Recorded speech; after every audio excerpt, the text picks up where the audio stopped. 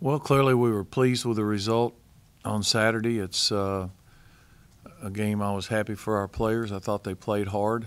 Uh, Faced a little bit of resiliency there at the end and a little bit of adversity, or I shouldn't say faced resiliency. They showed some resiliency and played through some adversity and found a way to win the game. So it was a good way to end, and now it makes this game bigger this week against the Duke team that really would be hard to explain. I mean, I think they've lost 4 games by 1 score, top 25 in defense, returned a good nucleus on offense, but have struggled to score points so far this year.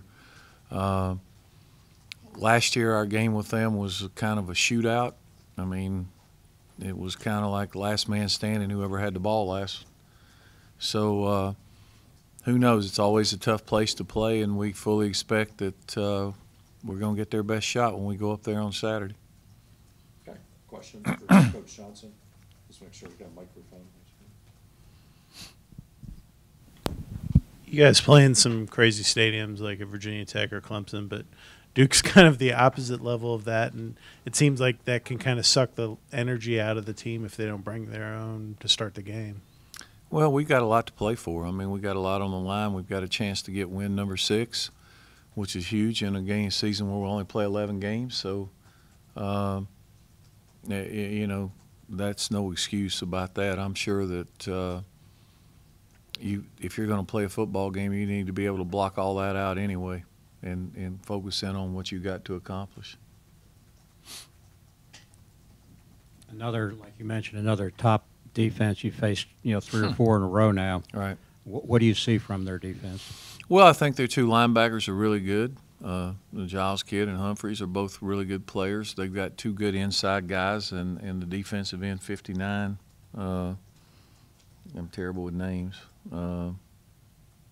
Hornbuckle is a good player. And in the secondary, they're experienced with a couple of guys. They've got a couple of new guys back there, but the Saxton kid's a senior, and McDuffie both played a lot. So they're really opportunistic on defense. They blitz a lot, stun a lot, very aggressive, and try to create a lot of negative plays and turnovers. That's kind of been their MO.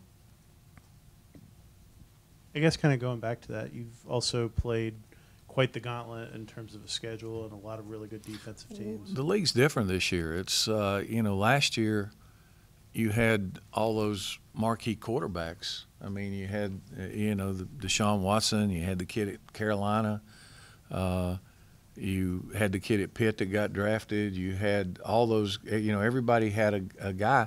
This year it's really more of a defensive league if you look.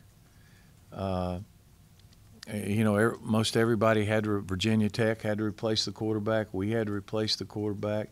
Really everybody in the Coastal except for Duke. Clemson had to replace theirs. Florida State guys hurt. There's very few, I guess, Wake Forest and Syracuse have returning quarterbacks. NC State, but very few teams. It's Boston College has a freshman. So it's kind of changed from a year ago when everybody was high-flying on offense. At the ACC kickoff, the Duke players mentioned they were going to try to throw the ball deep a lot this year. Have you seen that from them? No, just the opposite, really. I think that, they take some shots deep, but nothing is different than what they've done. I mean, and they've been when they're like most anybody who does what they do offensively, well, they're most successful when they can run the ball. And when they get their running game going and can play action and do some of the RPO stuff and that kind of thing, they've been more successful. You mentioned having a lot to play for. I know, obviously, going into the Virginia game, you were kind of presenting the idea to the team that the Coastal was still in play. And obviously, what kind of things now do you present to them as goals and objectives? Well, goals and objectives, I mean, you have a chance to get bowl eligible. You have a chance to have a winning season. And if you like to play football, you should like to play. I mean, you got 2 games left. If it's important to you, every time you go out there, you ought to want to play. But You know, especially trying to get to 6 wins is a big deal. It's not where the goals were set to begin with, but that's where they are now. Talk real quick about Keyshawn, just his role this year and how he's been kind of a leader on the defensive line, just especially for the younger Yeah. guys. Well, I think that you know, Keyshawn's been a 4-year starter and a big part of the program, and I think that his role, he's a big leader off the field as on the field, maybe even more so. I think that he's a quality person, and you know, he's a great role model for the younger guys to look to try to achieve some of the things that he's achieved. But he's had as much success or more off the field than he's had on the field.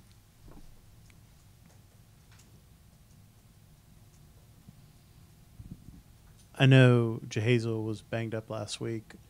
With Bailey playing the way he has in his little bit of time, do you see more of a rotation there with those two guys, or? We'll see on Thursday when we see who we got, you know. Well, no, I wasn't, I guess, asking about Jazz's injury. I'm just saying if both are healthy, kind of what do you see? You know, every game we go in, we haven't been able to go into a game yet that we've had more than 6 guys on the offensive line. So it depends on how many we have. If we have 7, there's a little more of a rotation. If you have 6, it's less. So it just depends on how we get there at the end of the week, how many guys we've got ready to go. Coach, when the poll does come out tonight, you're sort of uniquely qualified. You play both teams. What does it say about the league to have 2 in the top, potentially top 3, and what's your impression of those 2 and how they compare against each other? Well, I've said all along, I think the league's really, really good, and it's good from top to bottom. You know, they're both good teams. I'm not going to get in the middle of that one. They'll have a chance to play each other. But you know, every week, I mean, they're both good teams, and I think if you look at the games. Even you look at Clemson, even with NC State and with Boston College, they were, you know, tied in the 4th quarter and with whatever. I mean, it's not like that they boat race in the league. I mean, our game with Miami was to the last play, and so it's there's some good teams in the league, and we've had a heck of a schedule. We're going to have played. Well, let's see. 1, 2, 3, 4, 5 ranked teams, 3 in the top 10, and the number 2 ranked FCS team in the country as well. So we had a pretty good schedule, but we knew that going in. I guess on your radio show last night, you kind of talked about the idea of playing Bruce and Brant together some, just to get. No, I just mentioned it yesterday. I mentioned it to Coach Roof and told him I thought it'd be a good idea to kind of cross-train Brant, because then if something happens, you know, you can put them in at the same time. It also gives you a 3-man rotation, and Bruce has been really productive when he's played, and so is Brant. So it's like I just think it makes everybody better if you can give one a series off or whatever, and Brant would probably be the guy to cross-train, and then that way Vic plays his spot and Bruce can play the one spot, and Brant would be the guy. He's a little more experienced and that would be the guy that could rotate. I don't know if we'll do that this week, but it's something that you know, all those guys will be back next year too.